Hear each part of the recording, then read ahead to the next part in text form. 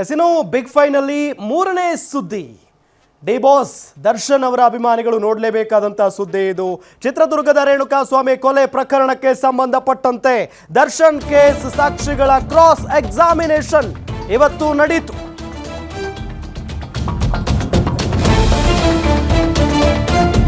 ರೇಣುಕಾಸ್ವಾಮಿ ತಂದೆ ತಾಯಿಗೆ ಪ್ರಶ್ನೆಗಳ ಸುರಿಮಳೆಯನ್ನು ಗೈದಿದ್ದಾರೆ. ಇವತ್ತು ಸುಮಾರು 5 ಗಂಟೆಗಳ ಕಾಲ ನಡೆದಂತಹ ಕ್ರಾಸ್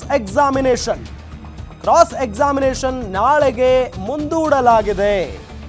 ನಾಳೆ ಮಧ್ಯಾಹ್ನ 12 ಗಂಟೆಗೆ ವಿಚಾರಣೆಯನ್ನ ಮುಂದೂಡಲಾಗಿದೆ ಅನ್ನೋದು ಗೊತ್ತಾಗ್ತಾ ಇರುವಂತಹ ವಿಚಾರ. ರೇಣುಕಾಸ್ವಾಮಿ ತಂದೆ ತಾಯಿಗೆ ವಕೀಲ ಬಾಲನ್ ಪ್ರಶ್ನೆಗಳನ್ನ ಮಾಡಿದ್ರು. ರೇಣುಕಾಸ್ವಾಮಿ ಕಾಣೆಯಾದ ದಿನದಿಂದ ಪ್ರಶ್ನೆಗಳನ್ನ ಕೇಳಿದ್ರು. ಬೆಳಗ್ಗೆಯಿಂದ 57ನೇ CCH ಕೋರ್ಟ್ನಲ್ಲಿ ತೀವ್ರ ವಿಚಾರಣೆ ನಡೆಯಿತು. ವಿಸಿ ಮುಖಾಂತರ ಪವಿತ್ರ ಗೌಡ ದರ್ಶನ್ ಕೋರ್ಟ್ಗೆ ಹಾಜರುಪಡಿಸಲಾಗಿತ್ತು. ಆರೋಪಿಗಳ ಮುಂದೆಯೇ ರೇಣುಕಾಸ್ವಾಮಿ ತಂದೆ ತಾಯಿ ಸಾಕ್ಷಿಗಳನ್ನ ಹೇಳಿದ್ದಾರೆ.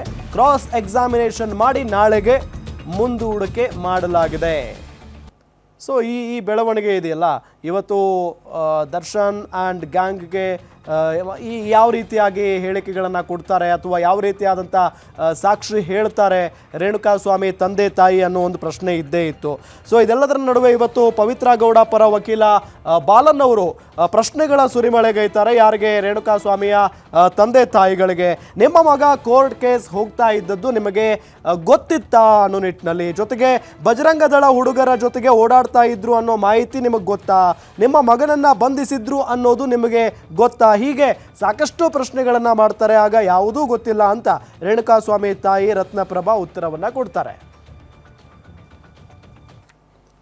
ಇದೇ ವಿಚಾರಕ್ಕೆ ಸಂಬಂಧಪಟ್ಟಂತೆ ಡೀಟೇಲ್ಸ್ ಕೊಡ್ತಾರೆ ನಮ್ಮ crime bureau head SK Manjunath. News desk ಇಂದ ನೇರ ಸಂಪರ್ಕದಲ್ಲಿ ಜಾಯ್ನ್ ಆಗಿದ್ದಾರೆ. ಮಂಜುನಾಥ್, ಹೇಗಿತ್ತು ಇವತ್ತಿನ ಟ್ರಯಲ್? ಯಾವೆಲ್ಲ ರೀತಿಯಾಗಿ ಪ್ರಶ್ನೆಗಳನ್ನ ಮಾಡಿದ್ರು? ಡೀಟೇಲ್ಸ್ ಕೊಡ್ತಾ ಹೋಗೋದಾದ್ರೆ.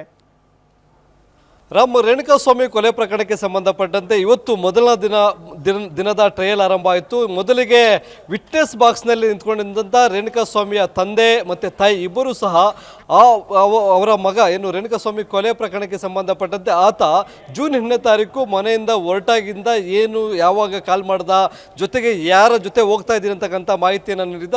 ಮತ್ತೆ ಕೊಲೆ ಆದಂಥ ಸುದ್ದಿ ಅವರಿಗೆ ಹೇಗೆ ಸಿಕ್ತು, ಯಾರಿಂದ ಗೊತ್ತಾಯಿತು ಅನ್ನೋದ್ರ ಬಗ್ಗೆ ಹಂತವಾಗಿ ಮೊದಲಿಗೆ ರತ್ನಪ್ರಭಾ ಅವರು ಹೇಳಿಕೆಯನ್ನು ಕೊಡ್ತಾರೆ. ಬಳಿಕ ಅವರ ತಂದೆ ಒಂದು ಸ್ಟೇಟ್ಮೆಂಟನ್ನು ಅಂದರೆ ಸಾಕ್ಷಿ ಹೇಳಿಕೆಯನ್ನು ನ್ಯಾಯಾಧೀಶರ ಮುಂದೆ ಕೊಡ್ತಕ್ಕಂಥದ್ದು.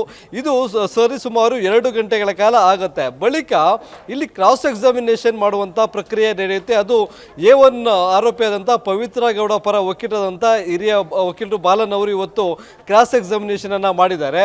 ಮೊದಲಿಗೆ 4 ಪುಟಗಳ ಒಂದು ಹೇಳಿಕೆಯನ್ನು ಪೊಲೀಸರ ತನಿಖೆ ವೇಳೆ, ಅಂದರೆ ಜೂನ್ 8ನೇ ತಾರೀಕು ಕೊಲೆ ಆಗುತ್ತೆ, ಜೂನ್ 10ನೇ ತಾರೀಕು ಈ ಪ್ರಕರಣ ಬೆಳಕಿಗೆ ಬರುತ್ತೆ.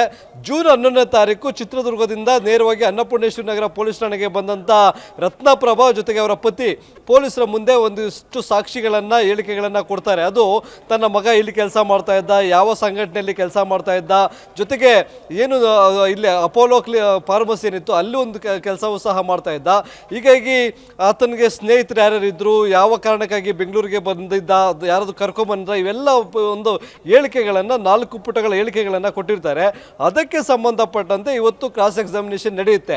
ಮೊದಲಿಗೆ 3:30 ಸುಮಾರಿಗೆ ಆರಂಭವಾದಂಥ ಈ ಕ್ರಾಸ್ ಎಕ್ಸಾಮಿನೇಷನ್ ಅಲ್ಲಿ ನಿಮ್ಮ ಮಗನನ್ನ ಪೊಲೀಸರು ಹಿಂದೆ ಬಂಧನ ಮಾಡಿದ್ರು ಅಂತಕ್ಕಂಥ ಪ್ರಶ್ನೆಯನ್ನ ಕೇಳ್ತಾರೆ. ಅದು ಗೊತ್ತಿರಲಿಲ್ಲ ಅಂತಕ್ಕಂಥ ಹೇಳಿಕೆಗಳನ್ನು ಕೊಡ್ತಾರೆ. ಹೀಗೆ ರೇಣುಕಾಸ್ವಾಮಿ ಕೊಲೆ ಪ್ರಕರಣಕ್ಕೆ ಸಂಬಂಧಪಟ್ಟಂತೆ ಆತ ಮನೆಯಿಂದ ಹೊರಟು ಅಪೋಲೋ ಫಾರ್ಮಸಿ ಹೋಗಿದ್ದು, ಜೊತೆಗೆ ಕೊಲೆಯಾದಂಥ ಬಳಿಕ ಆತನ ಬಾಡಿ ಸಿಕ್ಕಿದ್ದು ಗೊತ್ತಾಗಿದ್ದು, ಅವರು ಬಂದು ಬಾಡಿ ಐಡೆಂಟಿಫೈ ಮಾಡಬೇಕಾದ್ರೆ ಯಾವ ಬಟ್ಟೆಗಳನ್ನು ಧರಿಸಿದ್ದ, ಈ ರೀತಿಯಾಗಿ ಸರಿಸುಮಾರು 2 ಗಂಟೆಗಳ ಕಾಲ ಈ ಒಂದು ಪಾರ್ಟಿ ಸವಾಲನ್ನು ಮಾಡಿರ್ತಕ್ಕಂಥದ್ದು. ಜೊತೆಗೆ ಇನ್ನೂ 2 ಗಂಟೆಗಳ ಕಾಲ ಕಾಲಾವಕಾಶವನ್ನು ಕೇಳಿದ್ದಾರೆ. ಹಾಗಾಗಿ ಮುಂದಿನ ವಿಚಾರಣೆಯನ್ನು ನಾಳೆ ಮಧ್ಯಾಹ್ನ 12 ಗಂಟೆಗೆ ಮುಂದೂಡಲಾಗಿದೆ. ರಾಮ್, ಥ್ಯಾಂಕ್ ಯು ತಮ್ಮೆಲ್ಲ ಮಾಹಿತಿಗಾಗಿ.